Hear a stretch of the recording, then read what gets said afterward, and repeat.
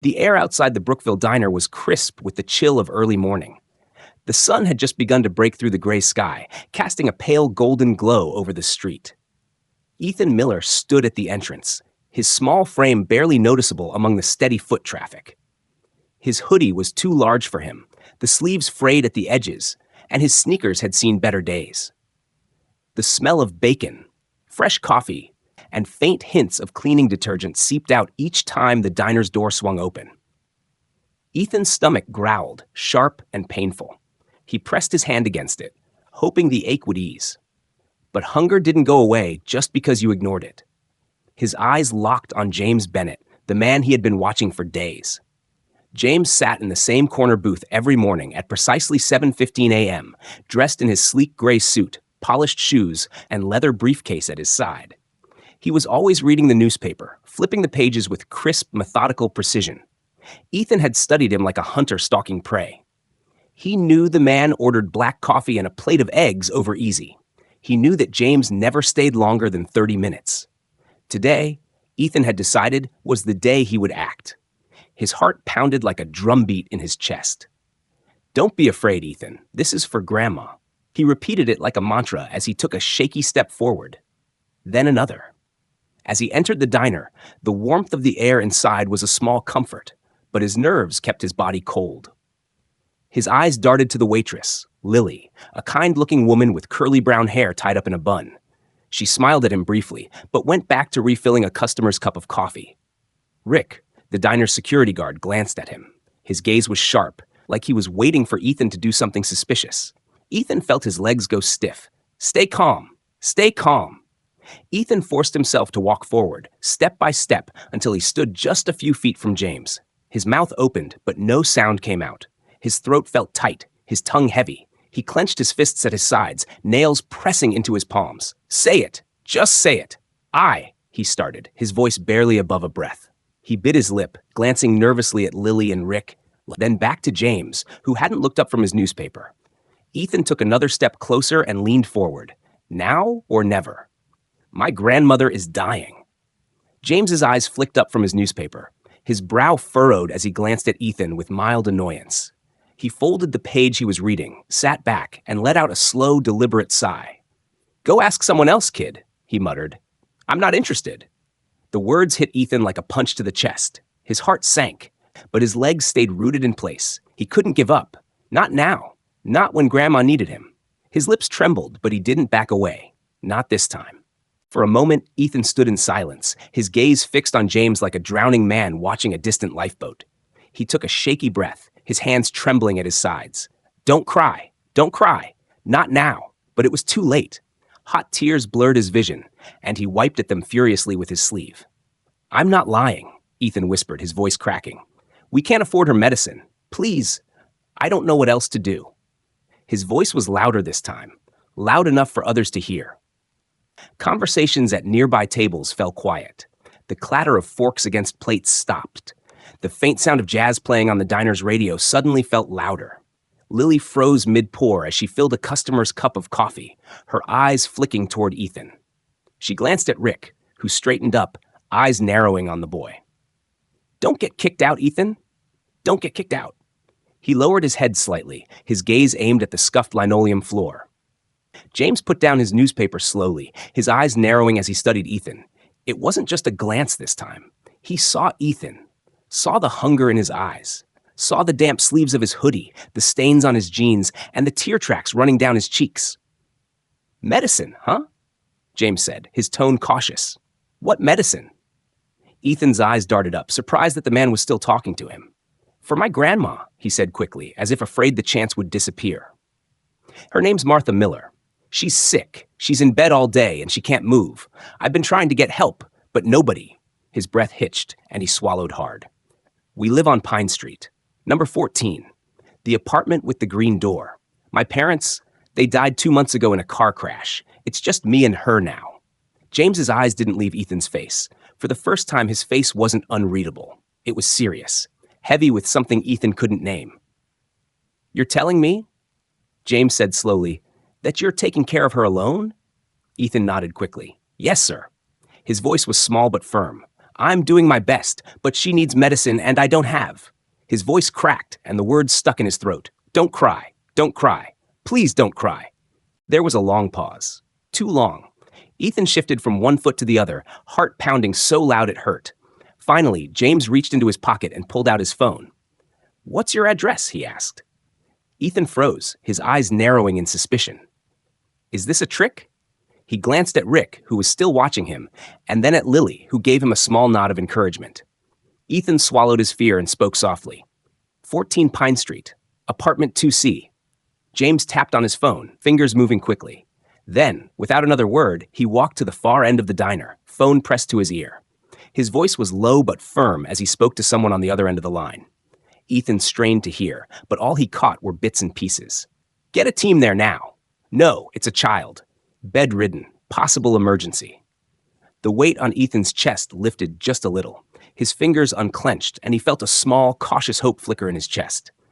Maybe. Just maybe. Lily walked over with a plate in her hand. "Here, sweetheart," she said gently, placing a piece of buttered toast on the counter in front of him. "On the house." Ethan's stomach growled at the sight of it, and for the first time, he didn't hesitate.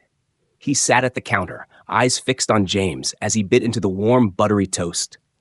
James returned to his booth, slipping his phone back into his pocket. He glanced at Ethan and sat down. His face was calm, controlled. "They're on their way," James said simply, as if he were talking about the weather. "Your grandmother will be seen by medical staff in about 15 minutes. Ethan froze, the piece of toast halfway to his mouth. "You're serious?" he asked, his eyes wide with disbelief. "You're really helping her?" James nodded once. "Yes, I am." Ethan felt the world spin for a moment. It was too much, too fast, too unreal. His chest rose and fell as he breathed in shaky gasps. "She's going to be okay. She's going to be okay." "Eat," James said, gesturing toward the toast. "You're not any use to her if you pass out." Ethan blinked rapidly, biting his lip to keep from crying again. He nodded, stuffing a bite of toast into his mouth. His eyes stayed locked on James, afraid that if he looked away, this moment would disappear. Minutes later, James's phone buzzed. He checked it, his face serious as he listened. When he hung up, he met Ethan's gaze. "They've found her," he said. "They're giving her medicine now to ease the pain." Ethan's body went limp, his head bowing forward. Relief hit him like a wave. She's safe. She's safe. For the first time in a long time, he believed it. The warmth of the diner, once soothing, now felt heavy. Ethan sat quietly on a stool at the counter, his hands wrapped around a cup of water Lily had given him. His eyes stared at the faint ripples on the surface, his mind distant despite the faint clatter of dishes and the hum of morning conversation slowly returning to the diner. His heart wasn't racing anymore, but something else lingered inside him. A weight that hadn't been lifted. Across from him, James Bennett sat with his phone in one hand and a cup of coffee in the other. His gaze moved between Ethan and the screen, his face marked with quiet calculation. He'd seen that look before. Adults thinking, planning, trying to decide what came next. It always ended with someone walking away. "So," James began, his voice low but firm, "you're telling me you've been living alone with your grandmother for 2 months? No help from anyone?" Ethan nodded, his hands gripping the cup a little tighter. He didn't like where this was going. "We're fine," he mumbled. "I'm handling it." James raised an eyebrow. "Handling it, huh?" He leaned forward, resting his elbows on the table. "What does handling it look like, kid? Sleeping on the floor? Eating scraps? Hoping every day that she wakes up in the morning?" Ethan's jaw tightened. "We're fine," he repeated, more forcefully this time. "No, you're not," James replied, his voice sharper now. "You're 11. This isn't on you." He gestured toward the counter, his eyes steady on Ethan. "Kids don't handle this. They're not supposed to." Ethan's chest tightened. He doesn't understand. No one understands. His fingers curled into fists around the cup. "I didn't have a choice," he snapped, glaring up at James. "No one was coming. No one cared. If I didn't do something, she'd..." He stopped himself, blinking away the burn of tears. "I didn't have a choice." The silence between them stretched thick and uncomfortable. James stared at him for a long moment, his jaw tightening. He leaned back, letting out a long breath through his nose. "You're right," James admitted, his tone softer now. "You didn't have a choice, but you're not alone anymore." Ethan looked up, his eyes suspicious and guarded. People say that, he muttered. Then they leave. James leaned forward again, his eyes sharp as glass. I'm not them. Before Ethan could respond, James's phone buzzed on the table. He glanced at it, his eyes narrowing as he answered. Yeah? His face grew serious as he listened, eyes flicking to Ethan as he nodded. Good. Keep me updated. He hung up and slipped the phone into his jacket pocket. She's stable, James said. They're giving her something to help with the pain. They'll need to run tests, but she's not in immediate danger. The air left Ethan's lungs all at once, and his hands went slack. His head tilted forward, his eyes closing as he let out a shaky breath. She's okay. She's safe. His lips twitched into a small, tired smile. I did it. Lily placed a fresh plate of scrambled eggs and toast in front of him. Eat, honey, she said, her voice kind and warm. You'll feel better. He looked at her, blinking slowly, and for the first time in weeks, he didn't argue. He picked up a fork and began eating, each bite filling the emptiness in his stomach and the hollowness in his chest. James watched him, quiet but attentive, as if calculating something. This isn't just about medicine anymore, James muttered under his breath. This kid's carrying too much. The diner had quieted down as the morning rush passed, and Ethan sat back in his chair, his plate nearly clean. His stomach felt full for the first time in weeks. The warmth in his chest was unfamiliar. Not just the food, but something deeper. It felt like hope. James tapped his fingers on the table, his gaze focused on Ethan like a puzzle he was trying to solve. You have a plan, kid? Ethan glanced at him, confused. What do you mean? I mean, after this, James clarified, gesturing vaguely toward the air. What's your plan? You got somewhere to be? Someone looking out for you? Ethan looked away, eyes focused on a crack in the linoleum floor. I just want her to be okay, he mumbled. James tilted his head, watching him closely. That's not a plan. That's a wish. Ethan's eyes snapped back to James, his brows furrowed. It's all I got, he said defensively. Then you need more, James replied bluntly. You and your grandmother need stability. You can't keep living like this. I'm not leaving her, Ethan said, his voice sharp with anger. I'm not leaving her with strangers. James raised a hand, his tone calm but firm. I'm not asking you to, but you both need help, and I'm offering it. He leaned forward, resting his elbows on the table. On one condition, you follow my rules. Ethan narrowed his eyes, wary. What rules? For starters, you don't lie to me. If you're hungry, you say so. If you're scared, you say so. You don't disappear, and you don't run. James leaned back, his eyes steady. You think you can do that? Ethan didn't answer right away. His gaze darted to Lily, who offered him a small, encouraging smile. His eyes shifted to Rick, who was still watching from near the door, but no longer looking suspicious, just thoughtful. His eyes finally landed back on James. Why are you doing this? Ethan asked, his voice low but steady. You don't know me. James's face grew thoughtful, his eyes distant for a moment. I know what it's like to be left behind, he said quietly. His gaze met Ethan's again, steady and sure. That's enough. A sleek black sedan pulled up outside the diner, the sun reflecting off its polished surface. The driver, a man in a black suit, stepped out and opened the rear passenger door. Let's go, James said as he rose from the booth, straightening his jacket. He glanced down at Ethan, who stayed frozen in his seat. Well, you coming or what? Ethan glanced around the diner, his heart thudding in his chest. He glanced at Lily, who gave him a soft, reassuring nod. Rick gave him a two-fingered salute from the door. For a moment, Ethan hesitated, his feet stuck to the ground. What if this is a mistake? What if I can't trust him? But James was already halfway to the door. He didn't wait. He didn't plead. He just expected Ethan to follow. You can stay here, or you can go, Ethan told himself. But nothing changes if you stay. With a deep breath, Ethan slid off his stool and hurried after him. The cold air hit him like a slap when he stepped outside, but it didn't stop him. He climbed into the back seat of the car, sitting stiff and straight like he didn't belong there. The leather seats were too soft, too smooth, and the car smelled faintly of leather and clean air. James slid in beside him, pulling out his phone and tapping away, already focused on something else. The door shut with a solid, heavy thud. They drove through the city, weaving through streets Ethan barely recognized. He stared out the window, his fingers pressing lightly against the glass. His eyes followed the faces of strangers on the sidewalks, the neon lights of storefronts, and the blur of passing cars. "Where are we going?"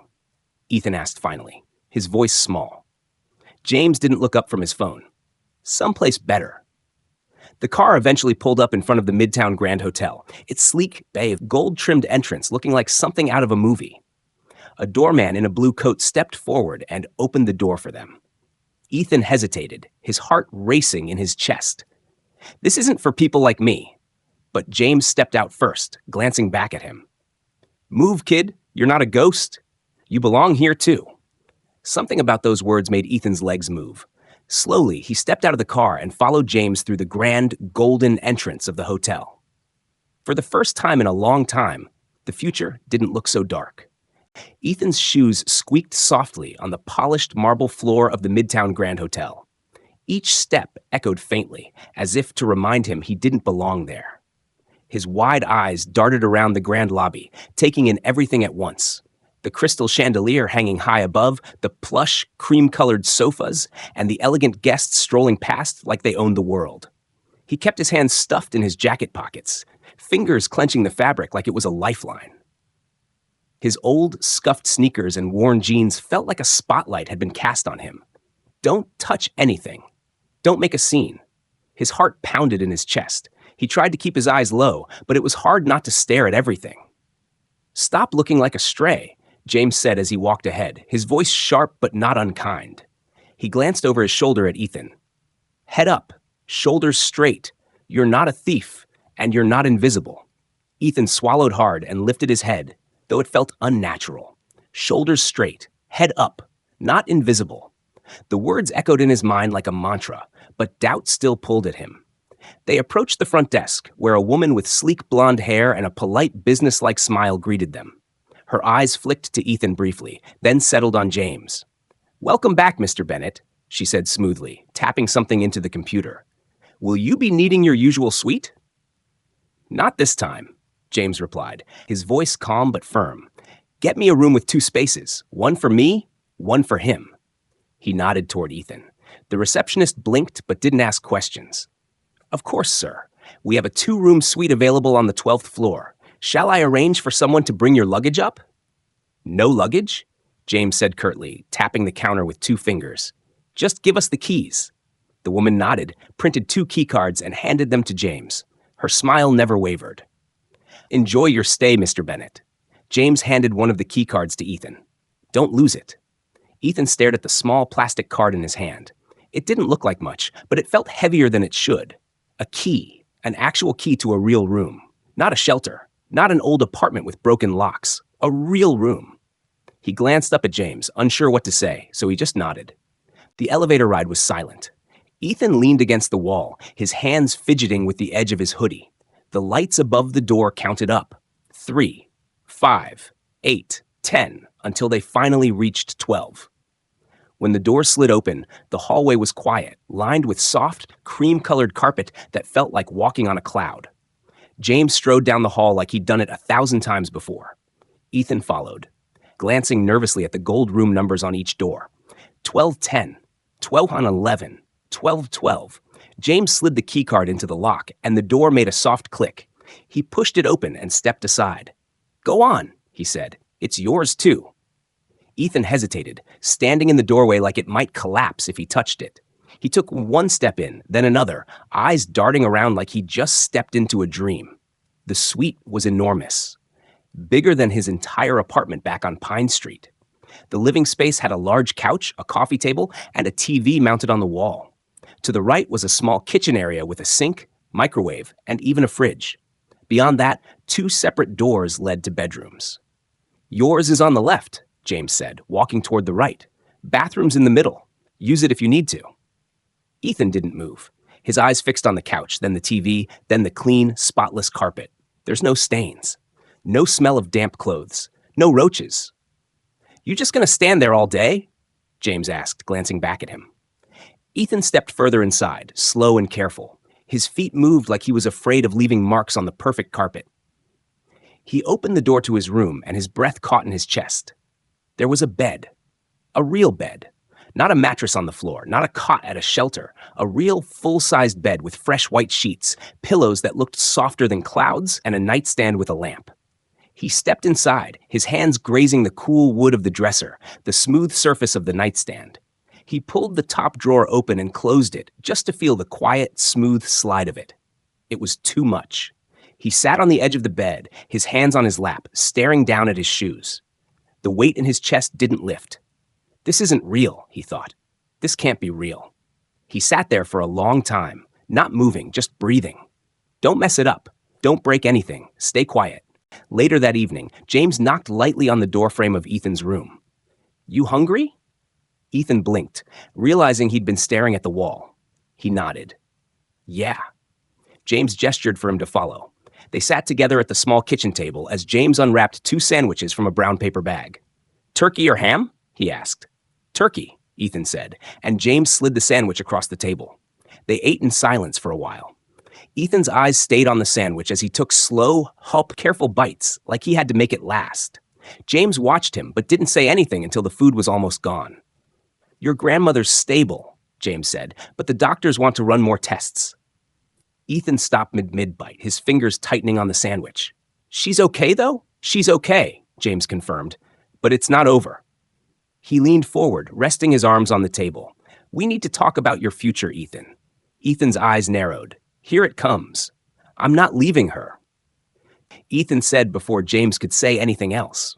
You can't make me leave her. No one's talking about taking you away, James said calmly, but we both know you can't keep living like you were. Ethan shook his head. I'm fine. We're fine. You're not, James said bluntly, his eyes locked on Ethan's, steady and serious. You're smart, but you're also a kid. Kids shouldn't be the ones keeping everything together. You shouldn't be the only one worrying about food, rent, and medicine. I don't need. Yeah, you do, James cut in, his tone firm but not harsh. And that's okay. He leaned back, folding his arms. This isn't a one-time fix, kid. I'm offering something better, but you have to trust me. Ethan looked away, his teeth clenched. Trust? That's easy to say. The next morning, Ethan woke up to the sound of James on the phone. The door to James's room was open, and Ethan could hear him talking in that sharp, business-like tone he'd used back at the diner. Yeah, I need someone at the clinic by noon, James said, his voice low but clear. Start the paperwork on guardianship. No, I don't want him in the system. He stays with me. Ethan sat up in bed, his heart pounding. Guardianship? What does that mean? He threw off the blankets and stood by the doorway, listening closely. Make sure the grandmother's medical expenses are covered, James continued. We'll need to talk about long-term housing, too. Ethan stepped into the hallway, his face a mix of confusion and anger. What are you doing? James glanced over, his eyes steady. He ended the call, slipping the phone into his pocket. Making sure you and your grandmother don't end up back on Pine Street, James said simply. You're not my dad, Ethan snapped, fists clenched at his sides. James crouched, meeting Ethan at eye level. No, I'm not, he said, his eyes calm but sharp as ever. But I'm here, and I'm not going anywhere. The weight in Ethan's chest swelled, pressing harder than before. He didn't know whether to run or stay. You don't even know me, Ethan whispered. James's eyes didn't waver. I know enough. The fluorescent lights of the hospital hallway buzzed faintly overhead, and the scent of antiseptic hung in the air. Ethan walked slowly, his sneakers barely making a sound on the polished tile floor. His eyes darted nervously from door to door as he followed James. His heart pounded with every step, an anxious rhythm that wouldn't slow. She's right up ahead, James said, his voice low but steady. They stopped outside room 307. Through the small window in the door, Ethan could see her, Grandma Martha, lying in bed, her frail body wrapped in a soft white hospital blanket. She looked so small, her chest rising and falling slowly, her face peaceful in a way Ethan hadn't seen in months. The tight grip in his chest loosened just a little. James placed a hand on his shoulder. Go on, he said quietly. She's been asking for you. Ethan nodded and pushed the door open. It felt like crossing into another world. The beeping of the heart monitor was steady and calm, and the hum of the oxygen machine was softer than he'd expected. Grandma? Ethan's voice came out as a whisper, as if he were afraid of waking her. Her eyes fluttered open slowly. For a second, she squinted, trying to focus, but as soon as she saw him, a smile tugged at the corners of her lips. There's my boy, she rasped, her voice weak but full of warmth. Ethan's throat tightened. He stepped forward quickly and sat on the edge of her bed, careful not to disturb any of the tubes or wires connected to her. He took her hand, rough and wrinkled but familiar, and squeezed it gently.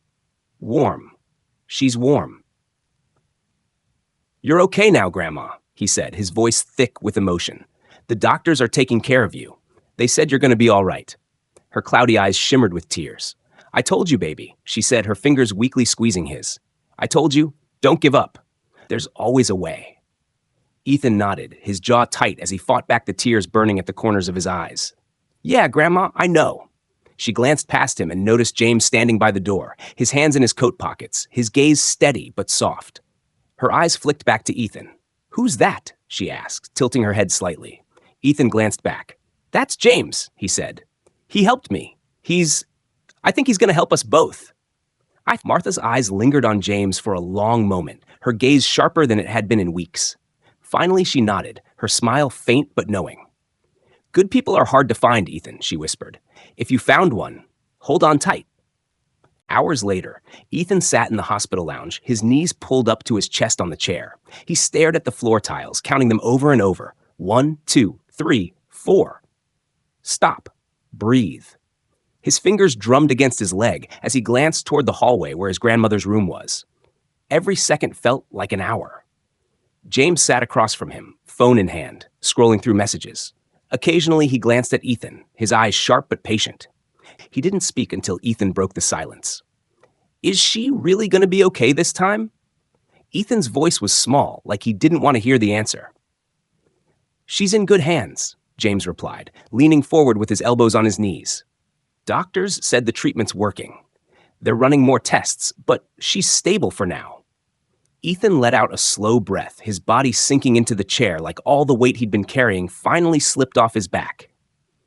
His eyes stayed on the floor, his hands still fidgeting with the edge of his hoodie. "You're thinking too much, kid," James said, watching him closely. "What's on your mind?" Ethan didn't answer right away. His fingers stopped fidgeting, and he looked up at James with eyes that were far older than his 11 years. "What if something happens again?" he asked, his voice barely above a whisper. "What if she gets worse and I can't do anything about it this time?" James leaned forward, his gaze serious but calm. "That's not your job anymore, Ethan." Ethan blinked, confused. "What do you mean?" James sat back, folding his arms. "I mean, from now on, you're not carrying that weight alone. I'm here. My people are here. We've got lawyers, doctors, and people who know how to fight for you. You focus on being a kid. Leave the rest to me." The words hit Ethan like a blow to the chest. Not your job anymore. Those 4 words echoed louder than anything else James had said. For so long, every day had been a battle. Keeping the lights on, finding food, making sure Grandma had her medicine. No one had ever told him it wasn't his job. "Why?" Ethan asked, his voice tight with suspicion. "Why are you doing all this?"